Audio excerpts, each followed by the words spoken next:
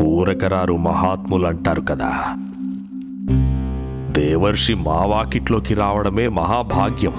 చెప్పండి దేవర్షి, తమ రాకకు కారణం? నేను తమరికి అద్భుత కమల పుష్పాల్ని కానుకగా ఇవ్వడానికి వచ్చాను మహారాజా. దీన్ని చూడగానే నాకు మీరే గుర్తొస్తున్నారు.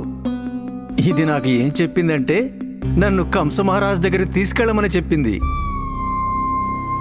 ఇందులో నాకు ఏ ప్రత్యేకత కనపడడం లేదు దేవర్షి. దీనిలో 8 రేఖలున్నాయి మహారాజా.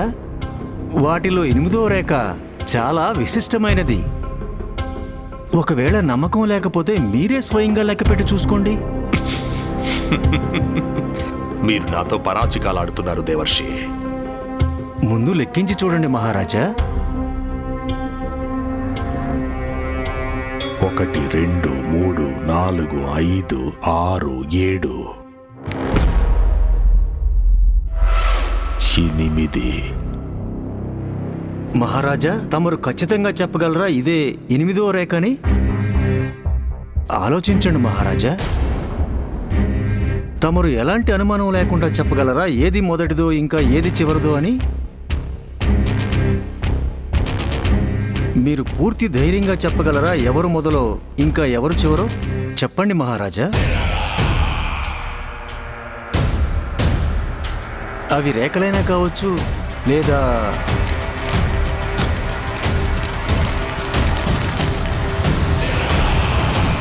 తగిన జాగ్రత్త చెప్పినందుకు కృతజ్ఞతలు దేవర్షి. కంసుడిని మోసగించాలని చూసేవారికి అతి కఠినమైన శిక్ష పడుతుంది. భవిష్యత్తులో మోసం అనే మాట వింటేనే నా శత్రువులు భయంతో గడగడలాడాలి. మధుర మహారాజా, నేను కేవలం పూల గురించి మాత్రమే చెప్పాను. ఒకవేళ మీరు మరేదైనా అర్థం చేసుకునుంటే దానికి నేను బాధ్యుని కాదు.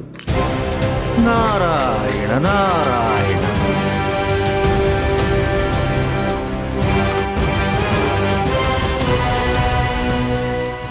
మహారాజా, తమరు ఖచ్చితంగా చెప్పగలరా ఇదే 8వ రేఖని? ఆలోచించండి మహారాజా. మీరు పూర్తి ధైర్యంగా చెప్పగలరా ఎవరు మొదలో ఇంకా ఎవరు చివరో? చెప్పండి మహారాజా.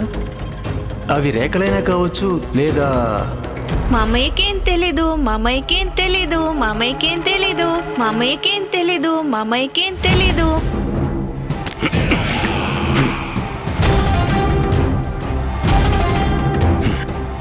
కంసుడికి ఏం తెలియదనుకోవడమే మూర్ఖత్వం. కీర్తిమాన్,